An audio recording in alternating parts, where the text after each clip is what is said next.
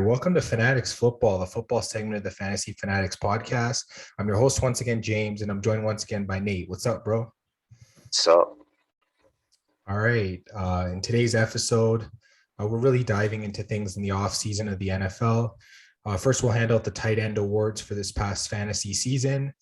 And then we'll dive into, I guess, an early look of fantasy quarterbacks for the 2022 season. I guess we'll take a look at, some guys that we think will probably be QB1, so like top 12. We might throw in a few extra names after that. Just an early look. Well, I guess we'll just talk about things. So how does that sound? sounds good. All right, let's just get right into it. We'll start with the tight end awards. I'm going to go to you first, Nate. I guess for waiver wire tight end of the year, I guess who's your runner-up and then who's your winner of the award? So the runner-up is Dawson Knox. I went by who was drafted under 50% and what was their total fantasy points. So Dawson Knox was drafted at only 2%, but he ended up getting 139.6 fantasy points for the year. So really impressive season for Dawson Knox. I guess anyone who was a fan of Buffalo or anyone who was a really big believer in Dawson Knox was really happy at his results. So congratulations to him. And I guess the winner of the award is going to be Zach Ertz. He was drafted at 18%, and he ended up finishing the season with 143.7 fantasy points. So really good job from both of these guys. And then I guess for shoutouts, be Pat Fryermuth and Jared Cook. Yeah, I think honestly, either of those two guys could have won the award, either Knox or Ertz. I mean, Ertz had more fantasy points. I feel like Knox, he had more fantasy points per game. So I think they both were very impressive. Honestly, Dawson Knox pretty much came out of nowhere. He wasn't getting the targets like he was the previous season. So yeah, good on him. And then Zach Ertz, the trade happened and boom, he just exploded. So yeah, great for both of those guys. I'll start with the rookie tight end of the year for my awards. I think for runner-up, I put Pat Fryermuth because I feel like he didn't get going until the middle of the season. I feel like early on, he just wasn't utilized as much. I know Eric Ebron was there and stuff. I mean, he did pretty well in half PPR. He averaged 7.6 fantasy points per game. So he averaged like pretty much a touchdown and then a point and a half. So yeah, really solid overall, 121.7 total fantasy points. And yeah, 7 receiving touchdowns. So great on him. Pretty nice little rookie season he had there. But for the winner, I have to give it to Kyle Pitts. I mean, he just played really well on an Atlanta team that like really struggled. I know he only had the 1 touchdown, but he was in double coverage for most of the season after Calvin Ridley was done for the year.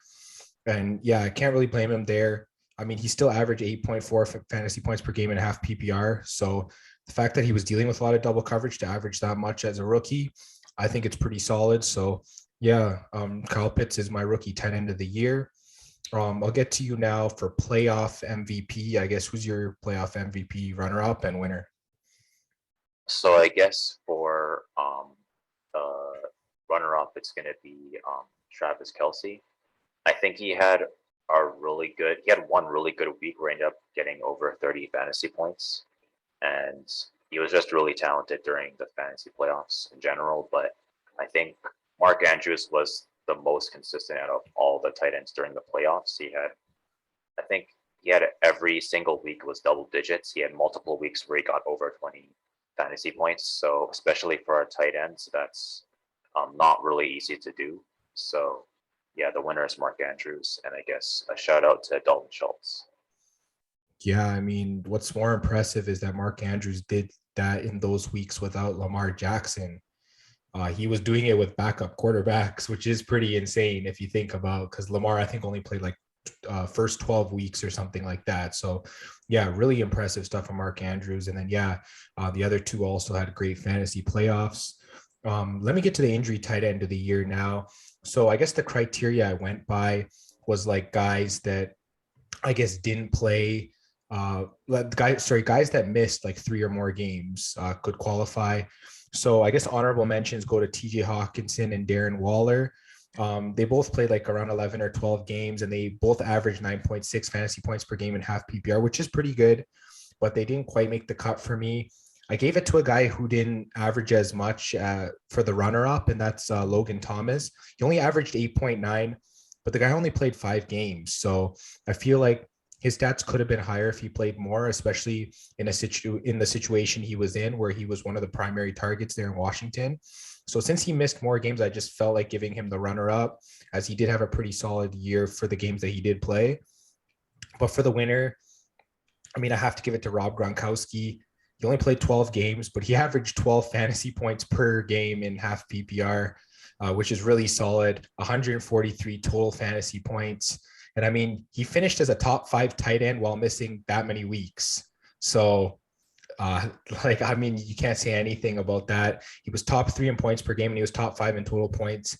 Got to give injury tight end of the year to Rob Gronkowski. He was just fantastic while he played. And I mean, the guy was a touchdown machine. Like, I think he had like 6 touchdowns in his first 6 weeks or something like that, like something insane. So yeah, I'm going to give it to him. I will get to you for tight end MVP. Who's your runner up and your winner? So I went by total fantasy points for this, and the runner-up is going to be Travis Kelsey with 216.8 fantasy points, and the winner is going to be Mark Andrews again with a total fantasy points of 247.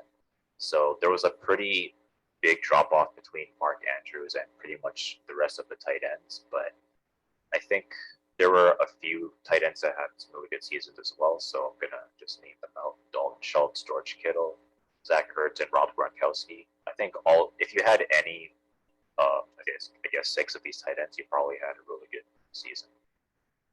Yeah, I definitely agree. Like, they were just really solid, especially Mark Andrews. You could get him a little bit later in the draft than Travis Kelsey. So yeah, if you somehow were able to get a hold of him, like, he was just solid all the way through the season for you. I'm gonna get now to the bust tight end of the year.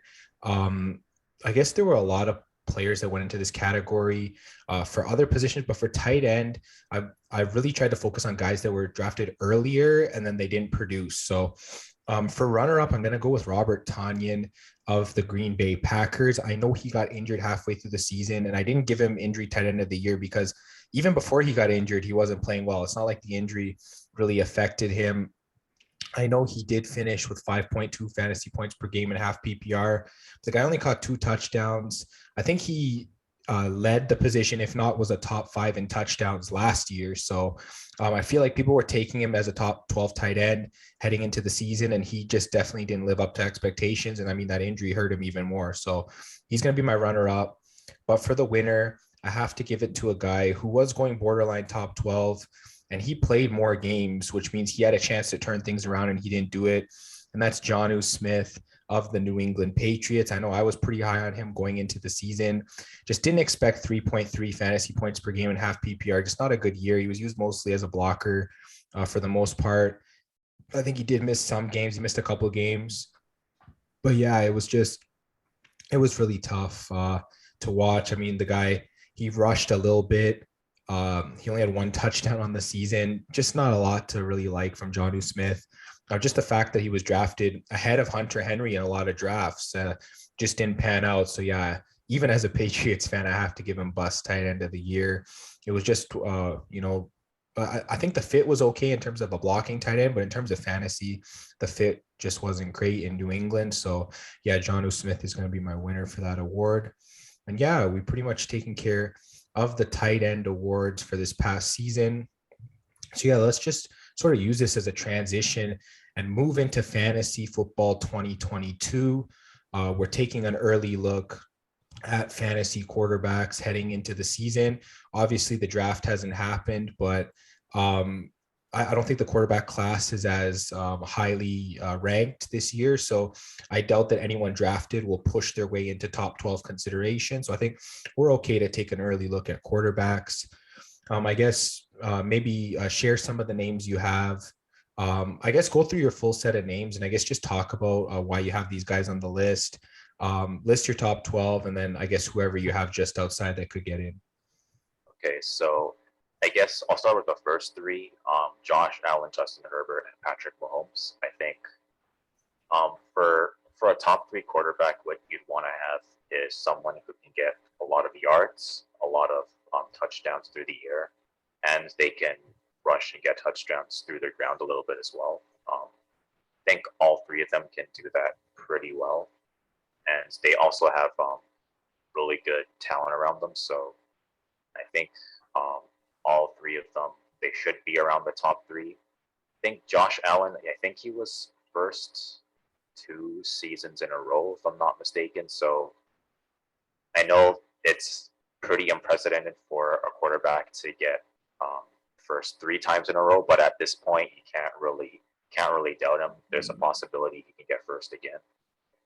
Justin Herbert, I think he was second in the league for passing yards. I think Tom Brady was first, but he's retiring, so he's probably not going to lead the league again since he won't be playing. So there's a chance that Justin Herbert could get maybe close to 5,000 yards again. So I put him at second.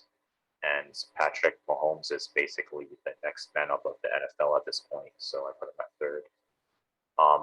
Matthew Stafford, I guess I'm a little bit high on him. I mean, the Rams did just win the Super Bowl. He has really talented really talented receivers. So put him at fourth. Joe Burrow, he just made the Super Bowl.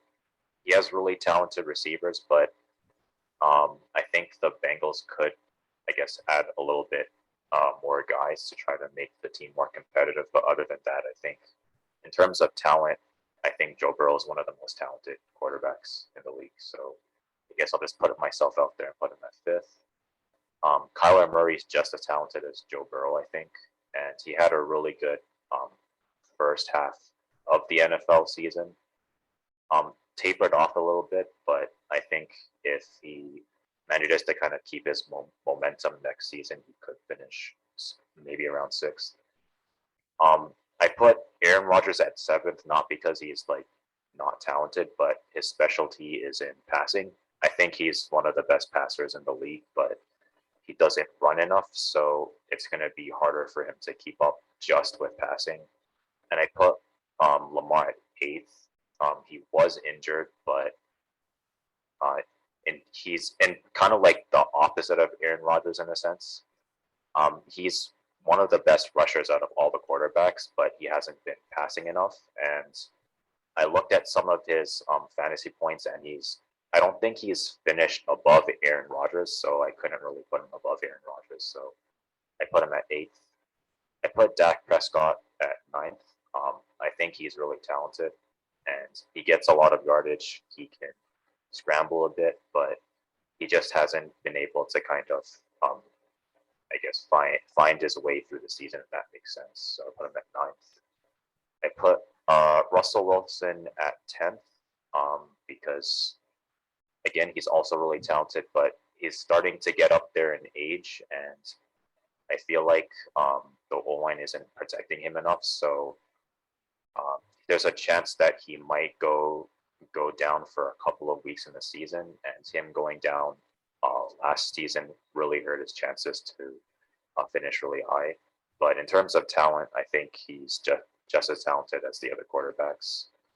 Jalen Hurts is also really talented, and I think he led the league in rushing yards out of all the quarterbacks this year, but he doesn't have enough talent in Philadelphia at the moment. So I think 11th is, I guess, pretty appropriate for Jalen Hurts. And I put Kirk Cousins at 12 mainly because he does have talent, but he's not like the first option on the offense, if that makes sense. The first option is the running backs, and then they go to passing after. So put him at 12th. And then I guess for 3 quarterbacks that could maybe finish top 12, I know Ryan Tannehill didn't have a good season, but I feel like he should be able to bounce back, hopefully. So I put him just outside the top 12.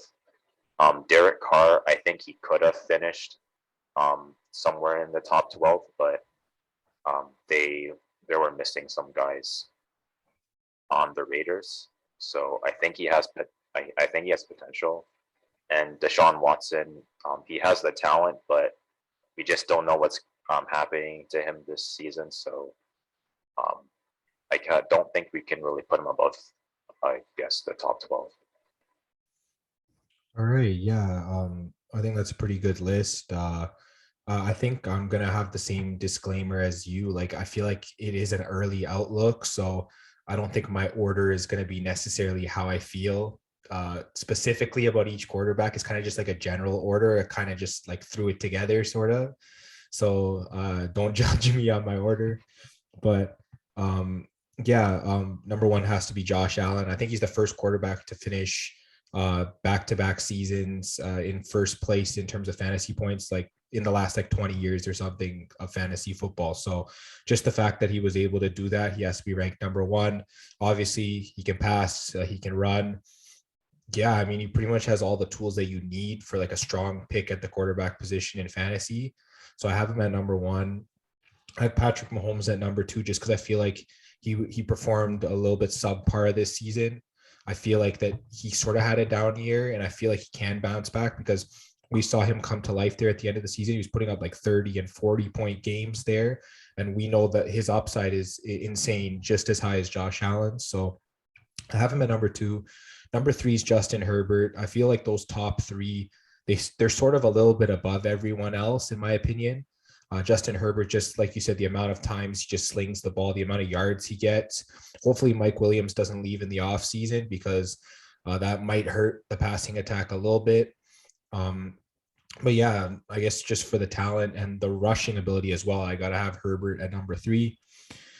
Number four, I put Lamar Jackson. Might be kind of controversial, but I'm still sort of banking that he can have an MVP level season again when he did finish first overall. That was like, what, 3 years ago now? Um, yeah, just the rushing upside's insane. He would have finished ahead of Jalen Hurts in rushing if he was healthy. So I'm just banking on him finally having a healthy season. So put Lamar Jackson at number four. Number five, I have Joe Burrow. You mentioned all the passing talent around him. And I mean, he can run as well. So yeah, we saw some of the yardage he had in games, over 500 yards in a game. Like, yeah, these great stats. You're definitely going to get that from Joe Burrow. I put Kyler Murray at number six. He could be a little bit higher. Yeah, like you said, he has like up and down seasons where he starts off really hot. He'll average like 35 a game and half PPR. Then he'll sort of dip down a little bit in the 20s and teens. So yeah, he's definitely very volatile. Yeah, Hopkins going down was rough for him last year. So hopefully, yeah, he can bounce back. But yeah, he has rushing upside as well. I have Russell Wilson at seven. I know it's higher than a lot of other people, but I believe that he can still be one of the top quarterbacks. He does run a little bit as well. And his passing accuracy is insane. He has one of the best deep balls in the league, which is going to account for a lot of yardage. He just was injured for a large portion of last season. So I think that it could be a bounce back year for Wilson. Um, I have Dak Prescott at number eight. It's a little bit lower than I had him last year just because I think today they cut Amari Cooper, if I'm not mistaken. So yeah, Michael Gallup might not stay as well. So Dallas is going to have a lot of changes in their offense. I don't know how that's going to affect Dak. So yeah, I have Dak Prescott at number eight. He still has enough talent and he has the ability in his legs to sort of keep him up there in the top 12. I have Aaron Rodgers at number nine. You pretty much mentioned everything I was going to say. He's more of a passer rather than a runner at this point in his career. He'll still throw a lot of passing touchdowns, but I feel like, decline has to come. He's had back-to-back MVP seasons. It's really hard to have three in a row. So, yeah, that decline could come this season, whether he's in Green Bay or whether he's on another team. It would just depend. But yeah, nine should be where he's at. Number 10, I have Jalen Hurts. You talked about him. The rushing is definitely there. The passing's not there from what we want to see. Like you said, there's not enough talent around him. I don't know whether his arm is as accurate as some of the quarterbacks above him, but just with that rushing floor, he was pretty solid this past season. So I think I'll have him around 10th. I have Matthew Stafford at 11th because I don't know where to place him. I don't know where he ranks depending on which receivers end up staying. Cooper Kupp should be there next season. We just don't know about Robert Woods or Odell Beckham Jr. So I'm kind of not sure where to put him. He's definitely a top 12 quarterback. I just put him under Hurts just because he doesn't have that rushing upside, but he can definitely outpass Hurts. You could even swap them in places if you want. Um, Kirk Cousins, I have at 12. I definitely agree with all your points. He's a great passer. He just finds a way to put up points. There's nothing else I can say. He's just been able to do that year in and year out. I think our top 12 is pretty much the same, just in a different order. And then I guess guys, I think that can jump in. Maybe it's because I had Ryan Tannehill and Derek Carr last year that I just didn't believe in them as much. But I just decided to go with a couple young guys. I went with Trey Lance and I went with Justin Fields. I mean, Trey Lance is expected to be the starter next year for the 49ers, assuming that Jimmy Garoppolo gets traded or cut. So I feel like, there is a possibility he could take the next step. He's got rushing upside. He has a really big arm. So who knows what he could do in that offense. So there is a chance that he could jump into the top 12, in my opinion. And then I have Justin Fields from Chicago, new coaching staff, hopefully get some new weapons around him. He was great near the end of the season. Fantasy playoffs, I think he had a couple really solid games there. So I think there is that chance for him to take the next step. I definitely like Derek Carr, but there is one guy I like above Derek Carr, and that's Deshaun Watson. You mentioned him as well. Sort of that wild card. It looks like he's not going to play for Houston again, but he could be playing for another team next year, assuming all of his charges go away. And if he goes to another team, he's going to ball out. He's got everything you need in a quarterback. He's got a great arm. He's got speed. He even rushes for touchdowns as well. Deshaun's really solid. So assuming he signs or gets traded somewhere else, that's a guy you definitely want to be taking in your top 12. So I think great list from the both of us. Obviously, we're going to tweak our exact positions for each quarterback as the offseason goes along. But I guess any thoughts on that? I guess some of them are a little bit hard to gauge. You mentioned Matthew Stafford. I put him higher because his ceiling gets higher as the more talent he has. I guess even in the Super Bowl with just Cooper Kupp, he was still able to find a way to get the ball down the field. But if Odell and Robert Woods return, then I think his ceiling should be around the top 5. And I guess Russell Wilson is also a little bit hard to gauge because I feel like the Seahawks haven't been drafting enough pass protection for Wilson. I mean, in terms of receiving, they have DK Metcalf. Maybe they could get a little bit more receivers. Maybe they could get a running back that could kind of help keep the pressure off of Russell Wilson. But it's going to be hard to say. But it's going to come down to how much pressure they manage to keep off of Russell Wilson, and that's going to kind of determine how much he finishes. Yeah, I feel like out of the guys in the top 12, the guys that really need pass protection are Joe Burrow and Russell Wilson and Kirk Cousins. I feel like that those three, they were just under a lot of pressure the entire season. I feel like they could have higher ceilings, I guess, if they had better pass protection. So those three teams, the Bengals, the Seahawks, and the Vikings, they definitely need to be drafting offensive linemen this year in the draft.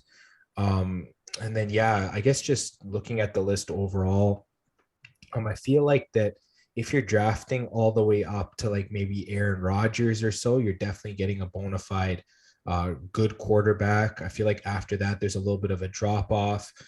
Maybe if you don't get one of those top 8 or 9 guys, then maybe you wait a little bit. You grab a Trey Lance, you grab I don't know, maybe a Ryan Tannehill if you're expecting a bounce back, that kind of thing. Because I know Julio Jones wasn't healthy for a lot of the year. AJ Brown wasn't healthy for a lot of the year. Derrick Henry wasn't healthy for a lot of the year. So his upside was very capped this past season. So there is a chance he bounces back. I'm not going to put him in my top 12 again this year. But there is a chance that if you take a flyer on him outside the top 12 that he can return value. And then, Derek Carr is that guy that if he gets hot, I think for the first half of the season, he was in the top 12, if I'm not mistaken. So, I mean, he's another one of those guys. We talked about Deshaun. And then, I mean, young guys that could take the next step, whether that's Trey Lance, Trevor Lawrence, Justin Fields. I know Mac Jones doesn't have the rushing upside, but if he gets to start passing the ball as much as, a guy like Tom Brady did in New England, then there is a chance that he could be borderline top 12 every season. So, just a lot of these young guys you look out for. Um, like we said, not a lot of rookies coming in. The only one that would intrigue me is Malik Willis because he has that rushing upside, but the chances of him starting in his first year is probably not high. He's probably just going to sit behind a vet wherever he's drafted. So, yeah, I think that's just pretty much my thoughts. I don't know. I guess any last thoughts from you? Um, Not really too many last thoughts. I was just trying to think of like additional guys to put in, but again, it's hard to kind of put them in over the top 12 or the guys that you mentioned. So yeah. Yeah, the only other guy I was thinking of was maybe Trevor Lawrence, just because he has rushing upside. We just haven't seen it yet. He had a bad coaching staff last year. Hopefully, with Doug Peterson getting in there, we saw the kind of MVP year Carson Wentz had. Oh, Carson Wentz is another guy. There you go. We don't know what team he's going to be on. He definitely could be in that conversation if he's running the ball a lot. But yeah, back to Trevor Lawrence, uh, Doug Peterson. We saw what he can do with quarterbacks. Who knows? Trevor Lawrence's upside could be unlocked this coming season. So yeah, it's going to be great for fantasy quarterbacks coming up this year. I'm definitely really excited. We'll definitely dive into them more as we get into the off season. And yeah, that's going to be the end of the fantasy football podcast for the week. Make sure you check us out on Instagram and Twitter at FanFan Podcast. We'll be posting picks for NBA and NHL on there, so definitely go check them out. This podcast will be on YouTube, Spotify, Apple Podcast, and Google Podcast. Just make sure you like, subscribe, share, hit the bell for notifications on YouTube, leave comments, reviews, all that good stuff. And yeah, this is a great podcast, handing out awards, early look at fantasy for next season. And we'll talk to you guys on the next episode.